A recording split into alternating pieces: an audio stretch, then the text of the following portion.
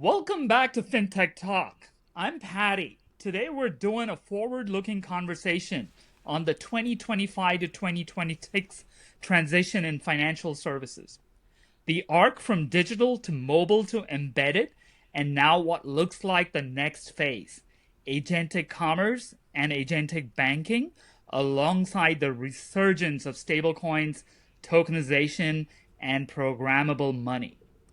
To help us separate signal from noise, I've got the three of the sharpest operators, advisors, observers, writers, authority in the space.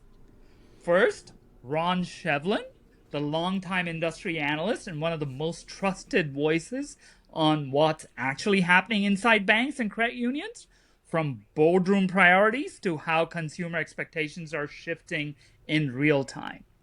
Next, Stephen Ramirez, CEO of Beyond the Arc, who spent decades helping banks and fintechs translate strategy into execution, especially around customer experience, innovation, change management, when technology is moving faster than institution.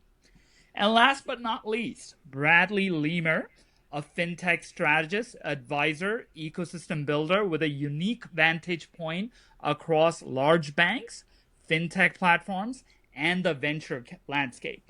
He's currently advising Dairy Capital, which is a venture capital firm investing in fintech and AI and other things.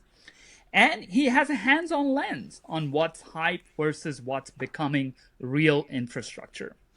We're going to cover what's changed in 2025 and what gets built in 2026, what's winning looks like for the community banks, large banks, fintechs, and the new entrants that may redefine the stack. Welcome, Ron, Stephen, and Brad to the FinTech Talk Show. Thanks, Paddy. Thank you, Paddy. Awesome. And Paddy, we've known each other for a long time, and it's Limer. So if we're going to do this as informal as we can, we're just going to jump in and give each other a hard time on things. But it's great to be here. Appreciate it. Just so the audience know, I do know Brad, and I don't get his last name right. Nobody does. Know him for more than a decade now, and we're all good friends. And this is end of the year kind of friends getting together. It's not scripted. It's kind of an informal chat, just like that. Brad's going to interrupt me, and snarky comments from Ron and Steven. But without much ado and banter, let's go to each one of you. And I'll tee it off with what happened in 2025 that changed the game. So who wants to go first? And I did a little introduction about you guys and got the name wrong. But if you want to add something to your own introductions, feel free to start there. Who wants to go first? Lemur, why don't you go first? You know, I'm going to just because I got now some shout outs to do. 2025 to me was really interesting because everything was AI, and we're going to talk about that. Everything was stablecoins. Everything was what you can do with crypto again now that the regime has changed. But I want to give a shout out to the team at Wealthfront for going IPO on Friday and raising $2 billion and finally giving some of those very long-standing stakeholders in Wealthfront, some of that back, because the IPO is back, and I think that's a good thing. And I think companies like Circle and Wealthfront and others having a exit other than an acquisition, and in many cases what we've seen over the last 15 years, often an acquisition that wasn't the multiple that they raised at. I think it's great that the IPO market is back. So fintech is back, and IPOs are back. That's one great thing to kind of kick off. We'll talk a lot about funding today, but that's a big one. Steve or Ron, what are you guys seeing? What's exciting for you? Good, Steve. All right. Well, Bradley, I'd say that definitely being based in the Silicon Valley, it's been interesting to see kind of how the mood and the sentiment, I think, has shifted. I think that's kind of the follow-up point to what you're talking about. And I'd say as recently as really this time last year, it was still looking pretty dark from a fintech environment perspective, right? We had really entered that fintech winter after the boom of the pandemic, we really hit bottom, and I think that there was a real question about the potential that there were a lot of sort of walking zombies out there, right? These companies that had been frozen and not able to raise more money. IPO markets were closed, and what would that mean? It was sort of a kind of a point in the road, important crossroad. And so, to your point, it's very interesting now to see that the thaw is here, and it's probably looking more robust, particularly from a public markets perspective, maybe than ever, right? Like, is this possibly the most sort of optimistic outlook heading into 2026? Could be. I'll take it a little bit more from a bank perspective. I think there's sort of 2 or 3 things that kind of really happened this year that may not have been as expected as they might have been back at the end of 2024. The first is the CFPB is actually kind of still there, might not be there, but I will tell you, I think most bankers thought, great, Trump is in, we're going to see the elimination of the CFPB, and we didn't. Number 2, and somewhat related from a regulatory perspective, I think a real important point in 2025 was J.P. Morgan Chase putting a huge stake in the ground and going, we're charging for access to the data. That really, I think, shook up the fintech world, and I think inappropriately shook up the fintech world. They were riding the rails, basically relying on investor money to not have to charge revenue. I think this was a totally reasonable thing. Also, I think number 3 kind of this is very related to the JP Morgan part, but really kind of put some boundaries around open banking. When Chase did what it did a couple months ago, I saw a lot of LinkedIn posts where open banking is dead. It's like, nonsense. Let's get over this. Plaid's got 70-80% operating margins. They can either eat the costs of this or pass it on. It's reality. We live in a capitalist economy. We pay for things here. And then the other thing I think that's important to note from an from a banking perspective relates to AI, and I know we'll talk a lot more about this over the course of this, but I think there was this shift at the beginning of the year from a real focus on generative AI, and then at the end of the year, it's all about agentic AI. And I'm beginning to wonder, hey, what happened to generative AI? Also beginning to wonder if anybody really knows in the banking world what the difference between all the various AI technologies are. But I'll leave that for the discussion. Yeah, let's demystify them at some point. But that's great. I think to summarize, a lot of capital, IPO, Brad talked about Wealthfront. I think Stephen echoed that. So it looks like fintech's back in some sense. With not just Wealthfront was the most recent, but the Circle, Figure, and a few others. And then post-IPO, they've been doing well.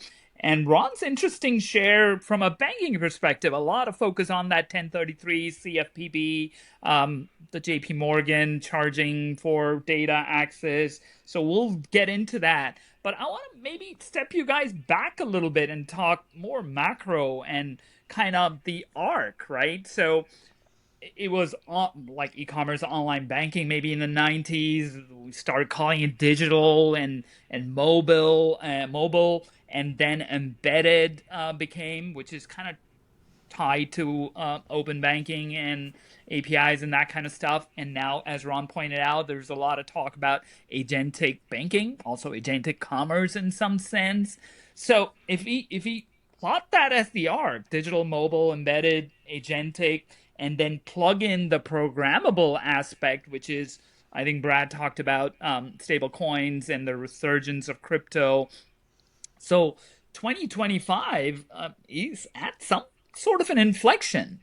So what do you think, if you kind of just step back, where are we going and where is this headed?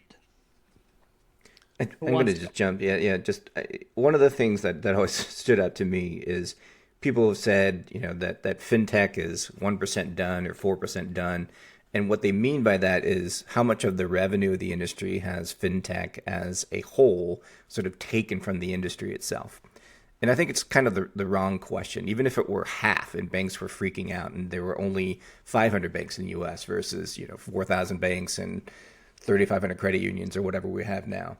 I think that the real question becomes, are we truly serving the market and the needs of the market? And I'm starting to see a lot of companies just jump into sort of the next iteration of what they think is missing. And I'm going to give an example. There's a couple companies, this company Origin that I was checking out the other day kind of reminds me of sort of the way that we've kind of moved away from the customer. This idea that we're going to apply AI into our banking applications or digital banking application, it's going to solve the things that we haven't created or haven't solved for before. We went from 15 years ago and we were doing a lot of consumer stuff. We were building the cars in fintech. And now I think there's, excuse me, so many companies like Stripe and others that have really rebuilt the roads that we're driving the cars on. And I'm seeing like this inkling of, okay, everybody's working on the plumbing now. Everybody's working on being profitable from day one, leveraging AI, leveraging efficiencies and the rest. And then we still now are going back and we're redoing the consumer problems that have never been solved, and we're just applying AI to it. And so I think that full circle is really interesting, and it just shows that there still are a lot of problems that are affecting consumers in the way that they manage their credit, consumers in the way that they manage their day-to-day banking, and those things have still not been resolved by 15 plus years of digital banking. Same thing for small business. So we're still chasing the same, shiny objects, the same type of profitability, which is why when Ron brings up things like open banking and charging for data services and the like by Chase, I think it's, again, something really interesting that we're changing the way we're thinking about the levers of the finances behind banks, how they're really being worked upon. But at the end of the day, we're still not doing a great job taking care of regular customers and their regular day-to-day banking, regardless of what type of customer you are. It's just, if anything, getting more complicated from the consumer's point of view. Interesting. So one of the things I have talked about in my podcast is distribution versus the factory, right? So in manufacturing, it's very obvious, but in financial services, obviously one could argue, to Brad's point, building cars, fintech was all about distribution or improving the customer journey, reducing friction in lending and payments and wealth management. Wealthfront's classic example with robo-advisors and stuff. But the factory never ever changed, right? It was still kind of the same. Yeah, DeFi could potentially be argued as a potential change, maybe the tokenization thing and maybe the stablecoins rails, and you talked about it, Brad, with upgrade of infrastructure and the rails changing, maybe some of the factories are changing. So Ron and Stephen, can you build on Brad's point around one, is fintech really solving what it's supposed to solve, the end financial goals of consumers and businesses and others, and where will we see more stuff in distribution, factory, or somewhere else? I can start, and Ron, you can take it from there. But I was thinking about, as we started this conversation, we're talking about sort of where the industry is right now, and I thought, I think if these topics that we're talking about, sort of the future of AI, open banking, agentic commerce, probably not on the radar on a day-to-day basis for most bankers, right? Full stop. Like, that's not what they're thinking about, right? What they're thinking about is, hey, what am I doing to be able to hold on to deposits? Am I going to be able to drive new activity, in these markets that are important to me?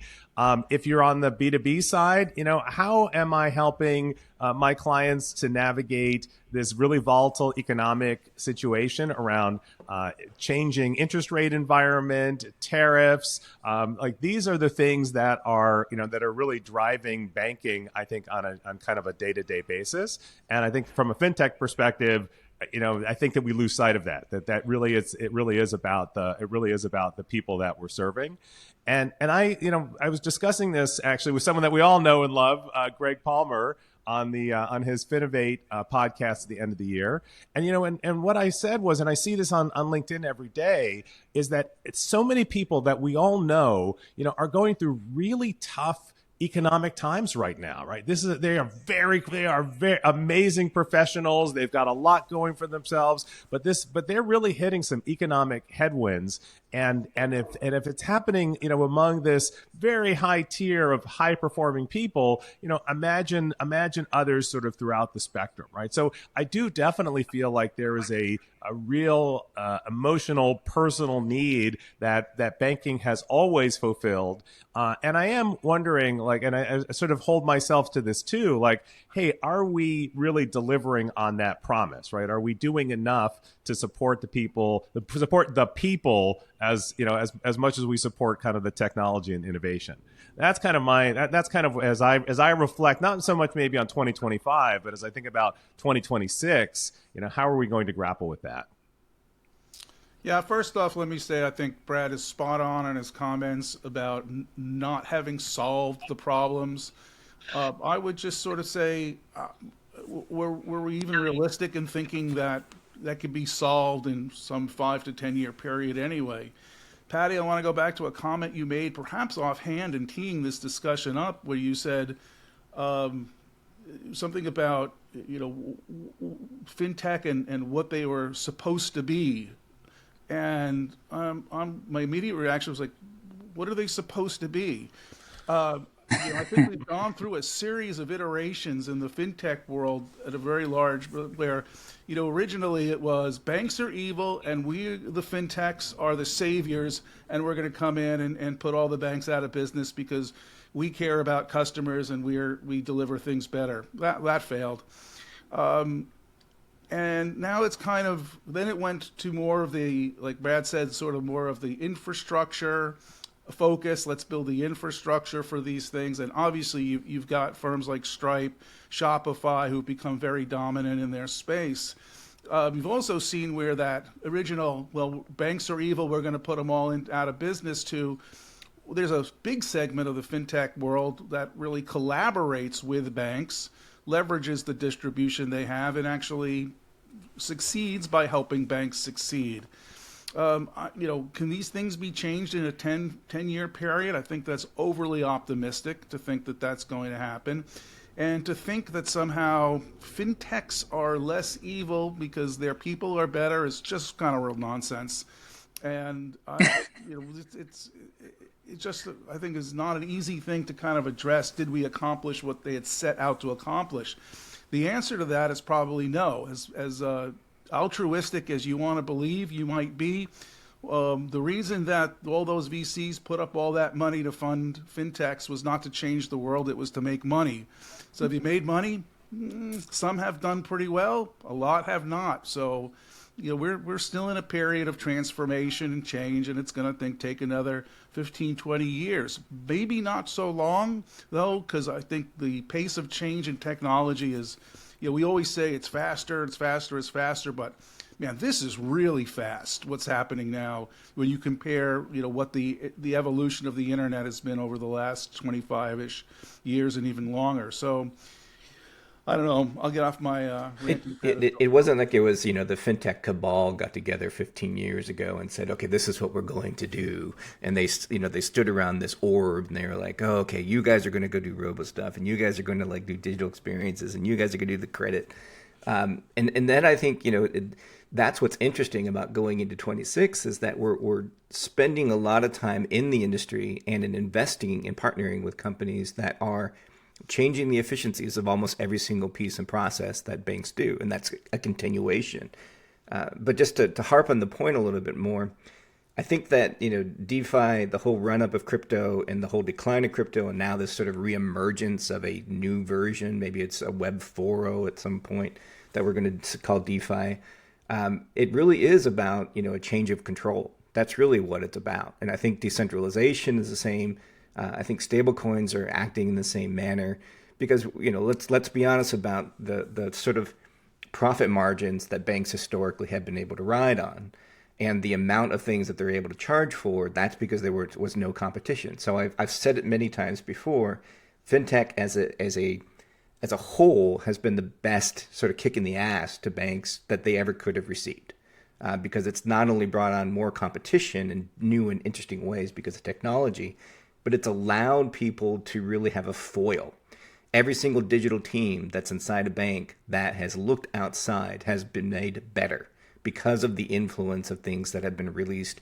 And if you think about it over the last, 10 years especially, weekly, there's something that should be really inspiring that is launched from a fintech that should really push the boundaries of the way that banks are thinking about everything from payments to credit to digital experiences, to the way that they're leveraging AI, to the way that they're talking to their customers, and so on. And so that's what I saw inside banks. That's what I've seen outside of banks.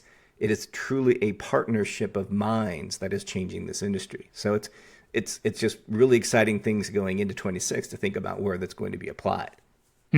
So put a bow to this conversation, right? And this has been said in my show in a couple of different ways. So it's convergence. So the 2025 theme is convergence. So it's not financial services and fintech. It's partnership. It's one entity in some ways, meaning and true to a certain extent that all big fintechs now also have a charter. And all banks have partnerships with fintechs, small, big, and large, and they all have open banking and that kind of stuff. And the convergence also, to the point Brad made around DeFi, the TradFi and DeFi were seen as one establishment, one libertarian kind of angles for solving same problems. But with stablecoins, with the Genius Act, and with all the change of regime and stuff, they're coming together as well. They might have different flavors, but they're all part of this on-chain fi, if you will. So let me ask all three of you, do you think that would be a good way to frame 2025 is kind of broad-based convergence of fintech and financial services, as well as trad and DeFi, traditional finance and DeFi? I'm going to jump in and say absolutely yes, and I can say, and that's sort of proven out in the work that we've done, beyond the arc. I mean, we worked with a top 5 bank in launching embedded payments for them into the market, and they have a full, robust list of fintech partnerships. They have in-house technology that they've created. It links to their very robust, sort of decades-long focus on compliance, like all of these things, kind of the traditional aspects that you'd expect in one of the largest banks, but in a really dynamic API-driven world that's both, things that they've built and things that they've integrated, right? So I think that's sort of like the case study of and JP Morgan, right? Like take JPM. I mean, they are probably one of the leaders in DeFi, right? I think I can go so far as to say that, right? So absolutely, these dichotomies have all melted away, and we're really seeing this convergence. I think is probably the right word. It's not quite integrated, right? It's not like it's fully. It hasn't just become one thing, but it is definitely convergent. Yeah, I don't dispute that at all. What I have to tell you guys I really wrestle with, though, is, and I see millions of LinkedIn posts about this every week, is this convergence of TradFi and DeFi, and I really cannot get my arms and brain around this. It's like, it's like mixing oil and water, and now they are converged. It's like, no, the whole idea of DeFi was in complete contrast, polar opposite of TradFi. So I don't understand what convergence in that context means. If we're simply talking about traditional financial institutions who are using new rails, new technologies, then fine, that's what you should have expected all along. But to me, the whole premise of DeFi was a repudiation of the whole system, not simply repudiation of JP Morgan Chase and other. It was, oh no, we're going to go around the regulations. We're going to go around. We won't be government controlled anymore. We'll have our own cash and monetary mechanisms. So I don't see this as a convergence as much as I see it as a trad FI takeover of DeFi, maybe. Gotcha. I know Brad's going to have stuff to say on this, but I was going to just inject in this to say, hey, reeling this back a couple of years when I think that DeFi was really starting to get hot, I have to say, one of my observations was, what is really the benefit here? The benefit is shaving micro pennies off of transactions, right? Like that's really what's at stake. And if you think about it, that is not a democratization, sort of power to the people message. That is like, hey, we are large global institutions, and if we can shave micro pennies off of transactions, that's real business, right? So I'd say I saw that right from the very beginning, and I think that in fact that is how it's playing out. Yeah, and that's what we're that's what we're seeing. Even today, like Chase they've done a new money market account with crypto. Every week they're doing something, and so that they're going from Jamie Dimon saying it's pirates, it's lunacy, it's worthless paper, Ponzi scheme, Ponzi scheme, and now they've embraced it and they're doing their own coins. When you think about the industry as a whole, maybe look at it as one container of Neapolitan ice cream. You've got your vanilla, which is maybe the traditional banks and credit unions and everything else, the payment infrastructure, the core systems. And then you've got your strawberry, maybe that's a little bit of fintech in there. And then you have chocolate, which is maybe the DeFi world. You could look at that as three different flavors, or you could look at it as ice cream. And you could look at it as, which is melting faster, and which is having its moment in the sun. And at the end of the day, who decides which flavor of those they like better? It's the customers we're serving. So if you get too much on your high horse and too much in your politics and too much in your, we're doing this for X, Y, and Z, and people see through that, nobody's going to eat the chocolate. Nobody's going to eat the strawberry. They're going to just go back to the vanilla and stick with the number one flavor that happens to be vanilla. So that all being said, now I'm hungry for ice cream. But anyway, I know we have a lot of AI stuff to talk about. No, but that would be the last word on this segment. So I think there's not wild agreement. There's some agreement. And to Ron's point around DeFi, and Brad, I think, kind of clarified that. I think it may not be just a full convergence, might be a compromise. The extreme Yahoo libertarian DeFi has come kind of closer to kind of having some guardrails, if you will, with the Genius Act, and there's an upcoming Market Structure Act, Clarity Act. It passed the House, but it hasn't passed the Senate. And there might be some changes. So maybe they're just playing ball and playing game. And to Brad's point, that large institutions are seeing, I think besides that thing you mentioned about JP Morgan, there was also some SEC kind of guidance that CFTC can let tokenize equity and stuff. So tokenization of equity will open like a lot of things in terms of how collaterals are done, and it might seep in not just in capital markets but also on the banking side. Well, and so, all the wealth providers are now letting people like hold crypto. PNC just launched their whole crypto environment. We're going from like DeFi to sort of D-vibe. It's still there and it's permeating, but, just like AI vibe coding, it's kind of like, it gets a little bit easier to sprinkle in there. Yeah, I like that. DeFi, D-vibe, right? D-vibe, we're vibe. D-vibe, like the vibe coding of AI. Yeah, I like that. Let's let that be the term. I've been calling it on-chain finance, but I like D-vibe better. But let's shift gears a little bit. And I know we have to talk about AI, but before we get into AI, Ron, as many people know, he's the author of Snark Tank, he's the advisor, he knows everything. But one of the things he does is do a lot of market research. He talks to banks, kind of community banks, and also regional banks, and maybe some large banks as well. And publishes a lot of this research. So he's one of the guys who has the pulse, not just what banks are thinking, what the bank boards are thinking, what the bank executives, CEOs. He probably has beer, or dinner, lunch, whatever with the CEOs of banks and credit union. He can share a little bit of that too as to what they like. But Ron, if I can ask you to kind of lead this segment, and we'll participate as well. But what's the pulse of the banks and their customers, the consumers, the businesses, and corporates, if that be the case, especially 2025, but also looking forward into 2026? Yeah, here's how I would characterize this, and this is really more of a mid-sized institution focus than, say, a big five mega bank or even super large regional PNC US bank kind of focus.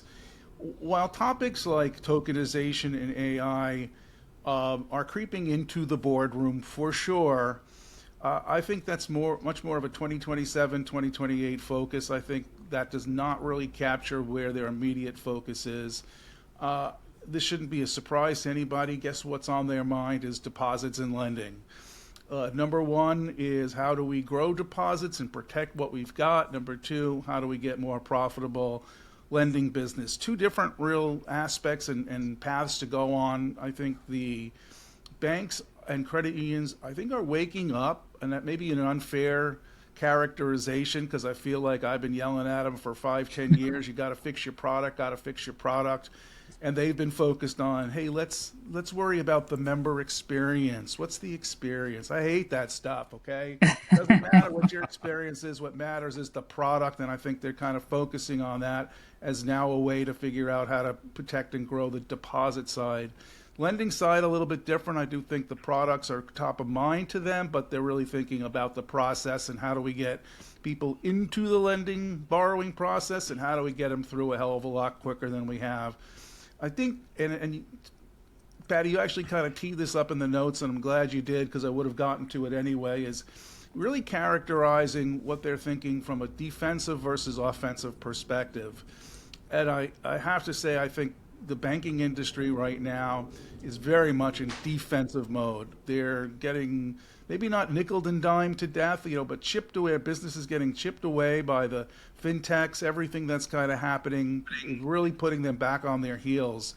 And I think if you go back a year or so, they were much more on the offensive. They were seeing, as Steve alluded to, the fintech winter, the IPOs weren't there, the funding wasn't there. They were feeling a little more optimistic, feeling like, yeah, we got our swagger back, and didn't take very long, just 9 to 12 months into 2025 to put them back on their heels. Very defensive. Interesting, very interesting. Feel free to, Stephen and Brad, chime in and ask some clarifying questions for Ron. Mine was around deposit growth strategy. Is that, especially the segment that you are addressing, kind of the mid-market, is that geographical expansion? Is that kind of just cross-sell other deposit products? What are some of the strategies people are trying to use? Well, I'll tee it up, but I'll let Steve jump in because it's right up his alley. There is definite, it cuts across the different areas, and some of them are definitely geographic expansion. Some of them is definitely new product development, redesign of products, things like that. But I think, and on the data, what's going on in banking data really bears this out. A lot of focus on analytics and building out analytic capabilities. And I know, Steve, you might want to jump in there because I know that's a strong point of what you guys do at Beyond the Arc. Yeah, I think a couple of interesting things there. I mean, Ron, I have to go back to one thing you said, though, kind of the focus on the product. My feeling is the experience is the product, right? Like, so these are not, to me, these are not two different things. The product is the experience, not the experience is the product. The product There, we have a conflict. Ron, I'm interested in what you get from the research because, I think that the research that I've seen, when you talk to people and they're making that consideration between different banks, that the product is largely commoditized, right? And that there's very few opportunities for true product differentiation, right? And so it's really not like, does this product have different features? But I think it is, does that bank deliver a different experience that makes me, want to transcend the fact that, yeah, I can get a checking account anywhere. Yeah, we can go off on this for a long way too, but I'm just not buying this because what does this mean by differentiating the experience? What, one bank deals with complaints and problems better than the other one does? Or they do it through TikTok, man. What are you talking about? Product design, and there are a lot of opportunities to either design products specifically, let's say, for generational segments, but even that's not a good example because it's segments of the market that have unique identifiable needs. One of my favorite examples of this is Panacea Financial. designing Yes. financial products around young physicians. Not all, everybody wants a rich physician who's 55 years old, but none of them seem to want one that's 35 years old just getting out of school. They've designed a product.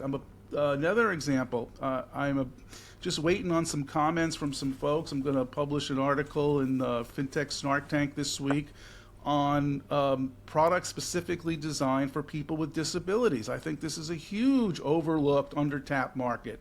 Steve, plenty of opportunities, whether it's in industry segmentation, whatever the affinity group is, that doesn't have to be demographic or geographical. Huge opportunities to come out with specifically designed products for segments with unique needs. Yeah, So- Go ahead, Brad.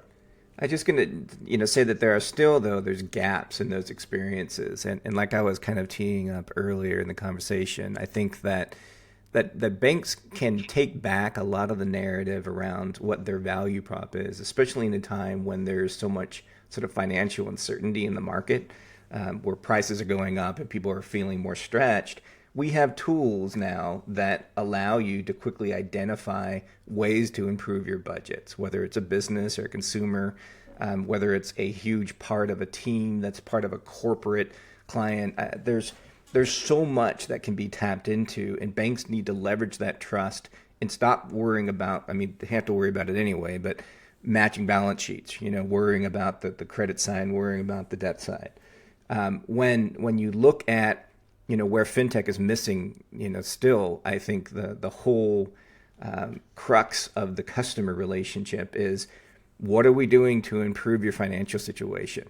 Again, whether it's consumer, small business, or even corporates, who's leveraging as a go-to-market person, increasing revenue for a household, increasing revenue for a small business, tying small businesses together in networks and increasing the opportunities for that small business to grow.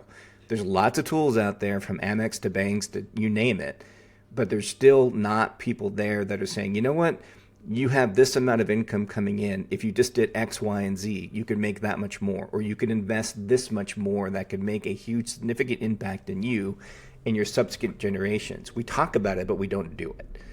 So there's so much that's sort of this low-hanging fruit in the way that banks should be thinking about this market and this particular time.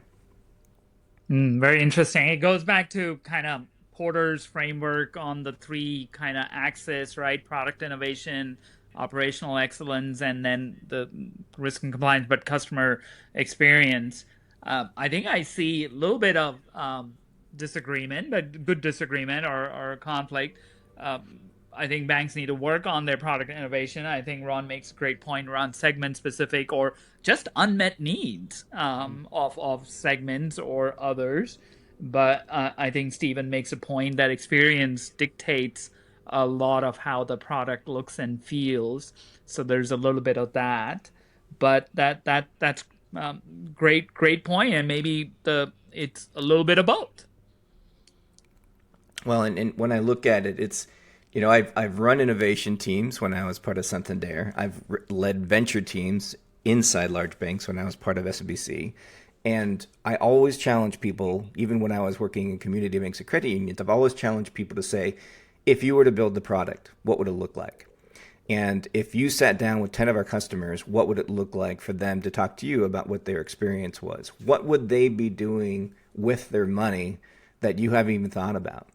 I remember sitting down in a project that we did at Santander, and we were working with Bain and a couple other folks who work with Microsoft, and we were building out potentially, a competitor that ended up being something like a Credit Karma with, all the open banking pieces, and it was a budgeting tool, but it was a lot more than that. It was, immediate access to credit and like all these emergency sort of triggers. What we found was that people were still, after it had been out for 8 or 9 years and even been acquired, people still loved Mint. And nowadays, when you have AI plus Mint showing up in all of these little tiny startups that might get a little bit of funding, but in general are showing us that people just want to be able to put their statements up against an LLM and say, where's my money going? How much am I spending? How can I optimize this? And that's a great exercise to anonymize your data and put transactional flow into an LLM and say, where am I spending my money? How can I invest better? And do the same thing with your 401k. It is phenomenally good at giving you good examples of ways to make money. Tell it to like help you find, a better job, or find something that could be a side hustle to improve your income. It works for consumers, it works for small businesses, and no bank is tackling those type of things that really, change the conversation with your bank.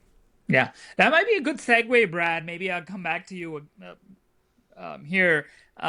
One of the things Ron mentioned in his introduction about the segment he covers, mid-market and community banks, that AI and tokenization and all the blockchain and crypto stuff is kind of a 2027-28 priority. They were kind of more focused on bread and butter items like increasing deposits, saving the deposits they have, and improving their lending and stuff like that. And that led us to this product and experience discussion. You have a great vantage point, like you talked a little bit about Santander, but also other large banks and other large tech companies who vendor with large banks as to how to improve their business with technology. So question to you, kind of broad in sense, if you shift that lens from the mid-market banks to the large banks, the top Y or the international ones, what are they seeing for 2026? And specifically also address that whole blockchain resurgence, tokenization, and AI. And then maybe you can lead this or anchor this kind of large bank perspective. Yeah, I'll look at it in a couple different ways. When you think about what banks are focused on now, I would say that 2/3 of them at least are focused on AI projects, and that's partnerships. That's like at SMBC, we invested in a credit position in OpenAI. We did a lot of direct work with Microsoft. It's chatbots, it's Gen AI, it's AI powered everything. And when you look at that, it's fueling efficiencies in compliance and ops and relationship management with our customers. It's tackling fraud. It's doing AML. If 70% of tier one banks, my old bank included, because I was part of the teams running those projects, are working on those pilots, what those pilots are finding is that people are becoming more efficient, but what's happening is that leadership is becoming sort of less efficient in the way that they have patience for it. And I think that's a mistake, because something like AI is a shift like it was to the cloud. People resisted it first, and then as soon as it started to have this sort of tumbling effect, everybody was jumping on board and sort of offshoring their systems to cloud service providers, and that's good and bad. So you have to balance it, and I think leadership needs to continue to invest in it, but they need to give people time. And they need to actually understand what the applications are doing. There were a couple projects where we were working in capital markets teams, and we were taking things that were taking 12 to 16 hours of analysis to provide insights into things that we could do for our customers proactively. We got that down to anywhere between 45 minutes to an hour and a half tops in the type of research that you can do with public and private companies and the data that we had inside systems. And so, get out of the way of the people that are actually doing these projects and give them time to actually see those efficiencies happen. So, in terms of what they're focused on, it's going to be that. And when you think about what they're investing and partnering in, we have this idea that we're in this sort of fintech winter, and maybe we're coming out of it. But when I think about, where we were, like you were saying earlier, Paddy, just in 2021, we had $230 billion going to fintech. Mm-hmm. And that was sort of in between this DeFi run up and this AI run up. So we had this amazing sort of pandemic and sort of immediate post-pandemic investment in fintech. And I think it was because everybody who was inside banks, there were a huge portion of them, once again, like it was in 07, 08, they said, you know what? I'm going to go do my own thing. And I'm going to start a company that does X, Y, and Z because this is the time. And the funding was there.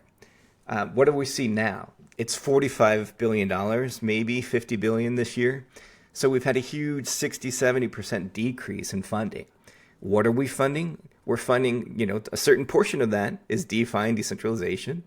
But a whole bunch of that obviously is AI related, either fintechs or tech companies directly. Digital assets was $8.5 billion of that. So when we look at the end of the year now, it's still a pretty big chunk, but it's nothing like, what we saw before. My old banks, they invested in not just AI stuff, not just fintechs, but they were investing in logistics companies. They were investing in biotech. They were investing across the board. SMBC invests about $1 billion a year, which is like significant, but it's much, much more than fintech. And I think more banks are kind of likely going in that direction because they know they have to improve their relationships in different sectors where they have their biggest customers. So I think that's what a lot of it is. This getting smarter, to Ron's earlier point about the way that you should focus on particular niches. I think banks are doing that in unique ways. They're partnering and investing in areas that they are going to learn from. So it's not just AI all the time. It's not just fintech all the time. But the trend that I'm seeing is that fintech is going to have a great year in 26. It's going to definitely have an increase from that 45, 50 billion. Great. Yeah, I mean, looks like there's a divergence in the mid-market and the community banking segment, and obviously a lot of focus on AI and crypto or stable coins and build out the infrastructure. Ron and Steven, feel free to ask questions to Brad on this. My kind of broad question, obviously you laid out some of the use cases, right? AI efficiency vectors, obviously front, middle, and back office looks like, and banks are doing projects. One question are these projects still in labs, or are you seeing major pilots or full rollouts? That's of an interest, and if there's rollout, in which areas do you see that? And where is the kind of the competitive pressure coming from? So if banks, the large ones especially, if they're investing so much in AI and building up their infrastructure, do they fear big tech? Do they fear the emergent fintechs? Do they fear some of these AI like Anthropics and the open AIs kind of controlling? So where do you see that dynamic play out? Well, I'll start. I mean, I was on the road a bit this year. I went to Indiana for the Indiana Bankers Association, which, by the way, is a great event. I really enjoyed spending time there. And then was with the Bank Trainers Conference and met up with Jim Marous on the road. So, but had an opportunity to really talk to a lot of community banks. And Paddy, what I saw from this AI adoption, I wish it was as strategic as that. I think it was more FOMO. I hear a lot of like, I don't want to miss out. I feel pressure.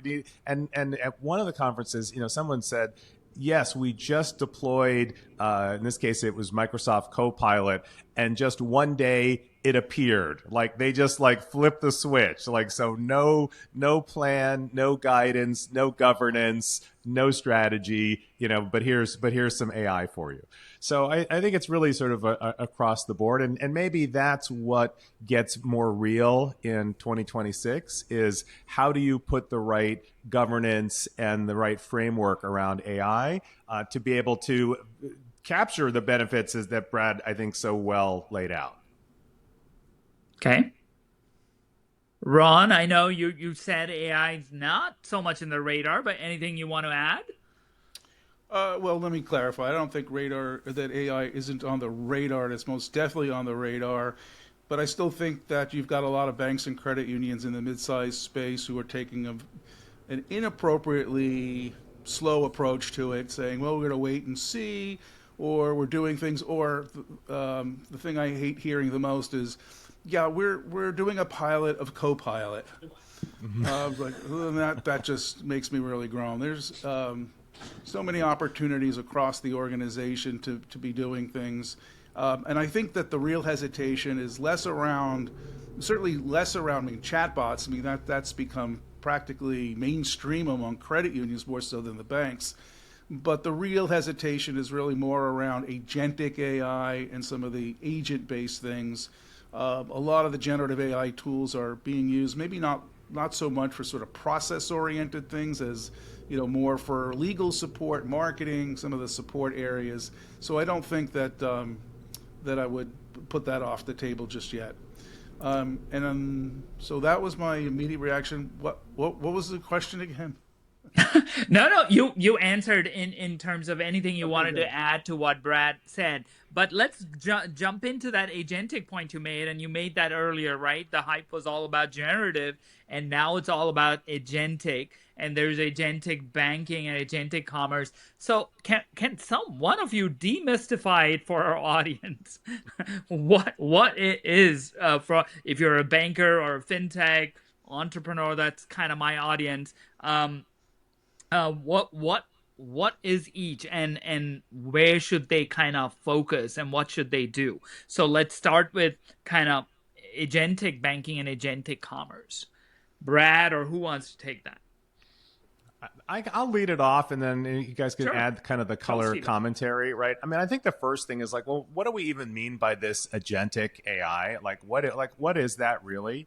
And so, I think it's a combination of at least three pillars, right? I think that, of course, it starts with the base intelligence, right? So, and that is generative AI. That is an LLM. But that intelligence is connected to a set of tools, right? So now you have intelligence that has access to tools, and tools can really be anything. Like through APIs, that's tools, that's data, that's capabilities. So now you've got something smart that has access to tools. And I think the third and most important piece is, and now you have autonomous action, right? So really programmed action. So that I think are sort of the key three pillars of what makes it agentic. And it's really then just as you have this AI agent, and you think, this is the part that I think always blows my mind and everybody else's, is we think about an AI agent. But now that we're really sort of in this space of literally infinite scalability, right? So what if you didn't just have one agent, but what if you had 10 agents? What if you had 100 agents? What if 100 agents had 100 agents, right? Like just the infinite scalability so that you can take problems, you can take processes and break them up into sort of micro tasks and have this all coordinated with no constraint on labor, right? Like that's the thing. We always had a constraint on being able to sort of power through. I think that this is sort of the kind of the promise of what agentic AI, has to offer. And then it's just about the use case, right? Then it's just about how you apply it. So the question becomes, if you make autonomous agents, if they have the ability to do things like approve loans or make, credit decisions or make reviews of fraud activity and these type of things, the bank is still liable for all of that. The fintech is still liable for all of that. And so as we build these out, you have to have a very good governance platform. You have to have a very good system around monitoring and keeping the human in the loop. I wrote a piece not too long ago about digital twins and how startups and other companies are helping large enterprises really build out the ability to mimic what people do through important cogs in a process. This idea that agents are going to truly take over more high-level reasoning, they could do some of those things today. It's a matter of trust, and it's a matter of validating the decision-making and understanding the way the decisions are being made. So I think that's one of the things that the larger the bank, especially the global banks, have the ability to throw people at creating these systems, overviewing these systems, and having all of the sort of ducks in a row to be able to experiment with these pieces. To Ron's point, the smaller the institution, the more likely AI to them is going to be launching a generative AI LLM that just allows you to chat against it, to allow you to look at an individual document at a time and become a little bit more efficient around that process. Things like agents allow you to make efficiencies across multiple processes become automated. They become something that used to take maybe it's an hour. That becomes seconds. And then all you have to do as a human is review it. So the bigger implication to me is, what is this going to do to employment? What is this going to do to the customer experience? What is this in the end going to do to the bottom line when there's a problem? Yeah. So that's what I'm concerned about. Yeah. No, so to that point, if we can, sorry, Ron, you were trying to get in?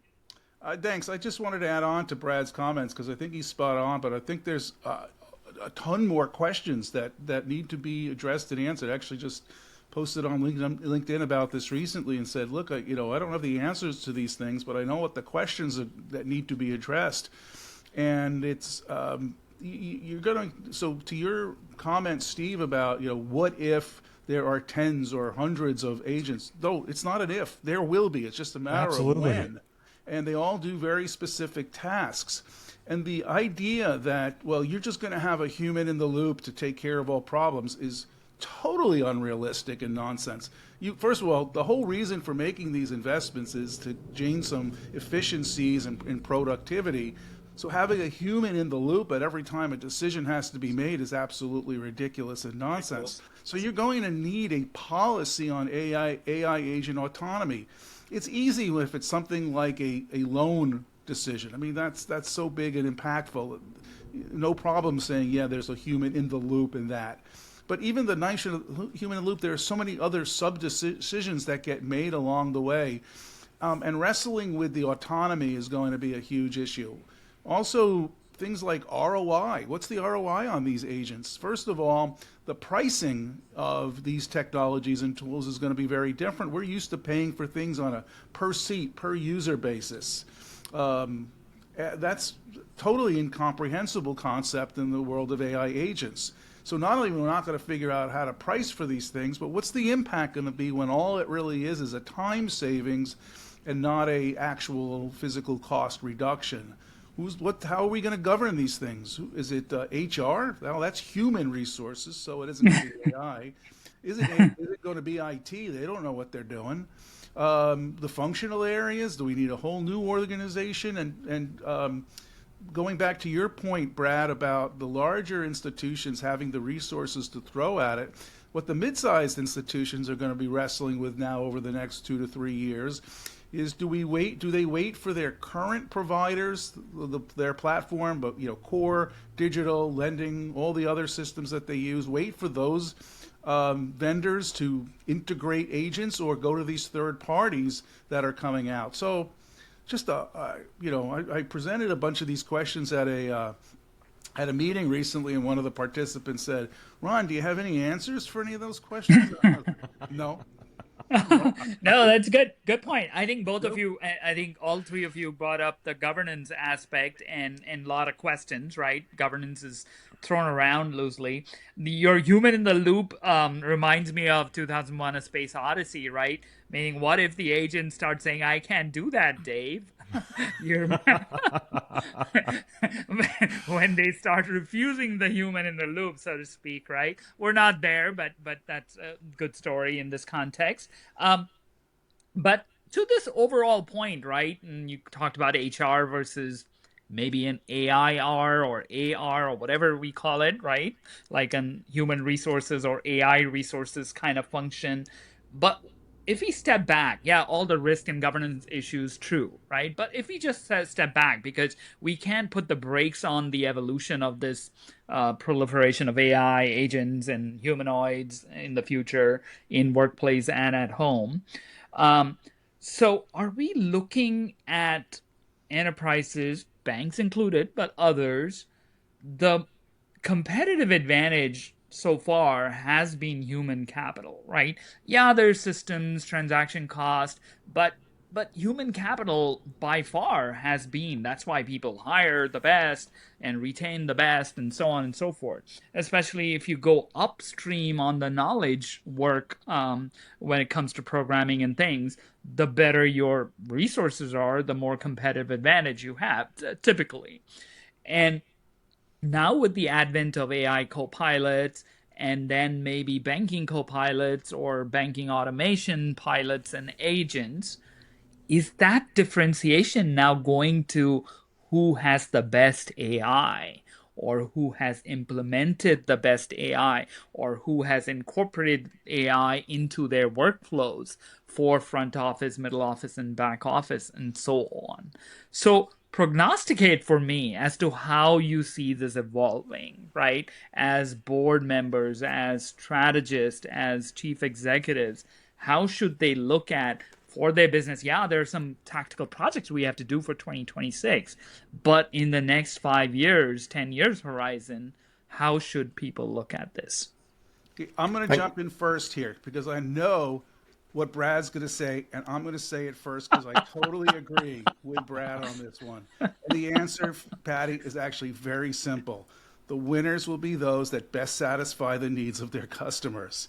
And if that's best AI, best human, but it doesn't matter. It's the combination of those things, and those companies that know what their customers want and need and deliver it. And that seems like it's a lot of pablum and you know, high level stuff, but that's what it really comes down to. And it's why a lot of companies struggle, is because they come at it from a technology. Oh, we have the greatest technology, but you don't know what your customers really want, and you don't deliver it, you don't sell it well. It's a combination of all those things. Brad, sorry, you can now go.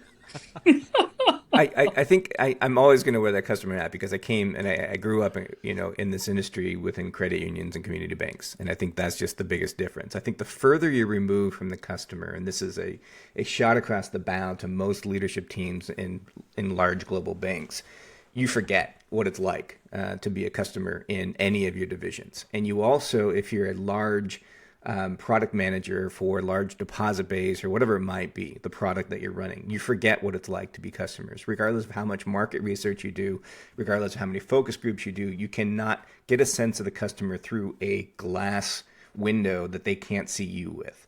You got to sit down and talk to people. And I think that's not going to change. The one thing I'll add to that is that I think banks are getting rid of the wrong people.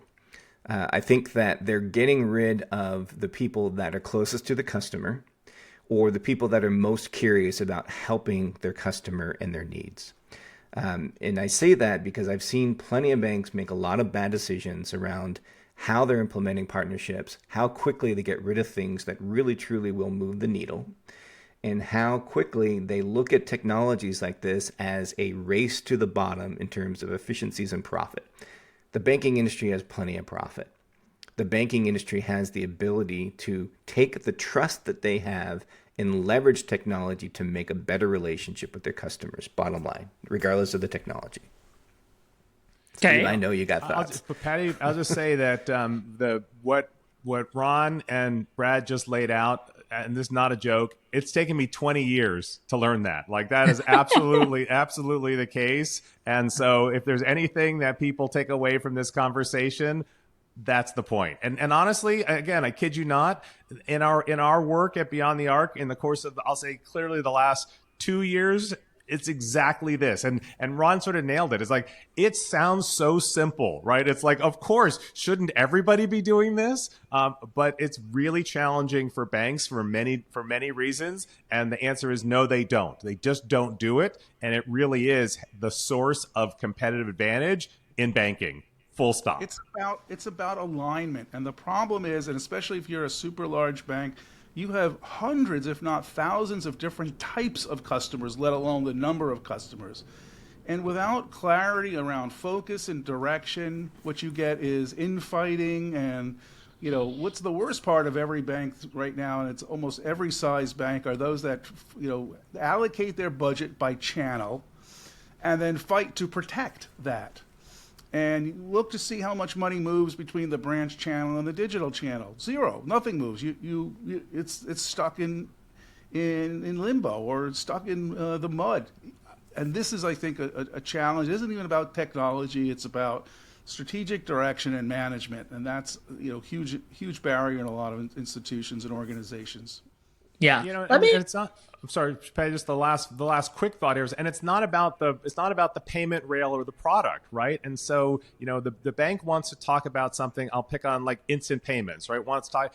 They're fast, they're convenient, they're secure, they're irrevocable, you know. But if you are the CFO at a manufacturing company, or you're the COO of a hospitality, you know, hotel chain, or you're the, you know, head of payments processing for a large hospital group, your interpretation of what's important in instant payments is all completely different, right? And this goes back to understanding that there are these different kind of client needs, and how are you meeting those needs through this set of solutions that you offer, right? Like, that really is that's the takeaway. That's a takeaway lesson of fintech, you know, over a couple of decades of trying.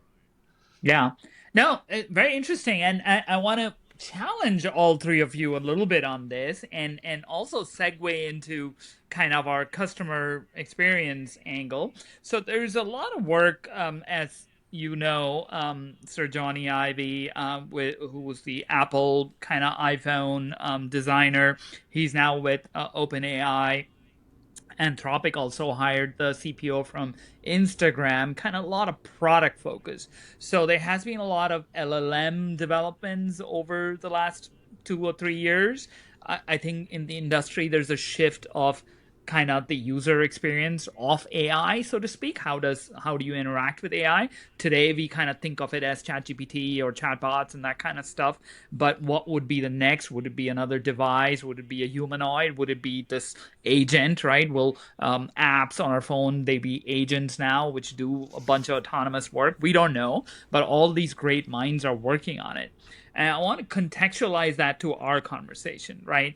So today we have mobile banking. You still have the branch or the store. We have online banking. We have embedded, so you can access banking functions through different things. You have the Apple Wallet and the other wallet. So you have a proliferation, or you have a lot of access to banking and financial world. But say if this Johnny Ive and the other big minds come up with this cool AI interface, and somebody takes that on and builds an agent bank, say, right, a fintech, right, which is basically your proxy to all banking. So what does that world look like, right? You don't need a mobile bank. You don't need, you just deal with this agent, which I don't know the form factor. Maybe it's a device. Maybe it's embedded in every aspect of your life. And I'm kind of projecting a little bit, right? This is not like next year. But think with me on this. So how would the user experience and customer experience and even kind of how the bank interacts with the customer change in a world like this? And Stephen, you work a lot with in customer experience. So what's your perspective on this? It's a little asymmetric or non-linear, if you will, but Well, interested in your thoughts. I heard a great conversation at Money 2020 that I'm going to just blatantly steal from. One of the speakers on the closing panel at the very end of the show said, you're not going to really need to worry about customer experience because it's just going to be your agent interacting with the bank's agent. I don't know, Ron, did I get that right? I think that's the point that you were that you were making.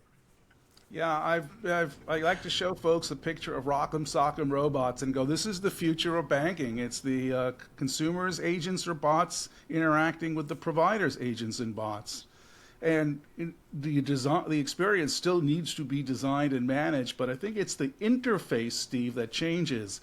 The idea that you've got to focus on screen design is kind of the dying, because nobody cares about the screen design anymore. It's simply we've become used to, well, let's type out or say what it is we want the system to do.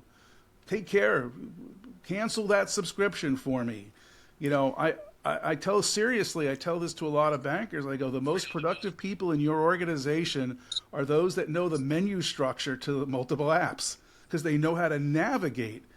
That concept is out the door within 5 years.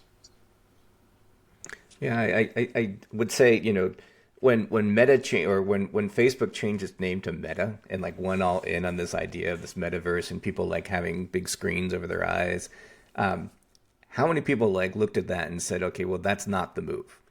I would say that we for 20 plus years have had a small screen in our hands. And that small screen, for good or for bad, in many cases, I would argue it'd be for bad, through social apps and everything else, we've sort of distanced ourselves from a community. I think, if anything, a way for us to kind of get back to leveraging technology for good would be to enable people to have action based on an interaction with their own finances. So to Ron's point, I do think it's, maybe it is a little bit of that robot activity with your financial brand of choice. But I think in the end, it's the ability in plain language to say, this is what I'm trying to do. Help me get that done. And if it ends up with a conversation with a human being at the right time, that's still, just like it has been for 20 years, something that we're trying to attain.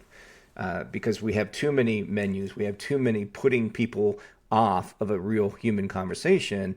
And that's what we need to bring in terms of an empathetic relationship that goes between customer and a financial brand, regardless of what the situation is.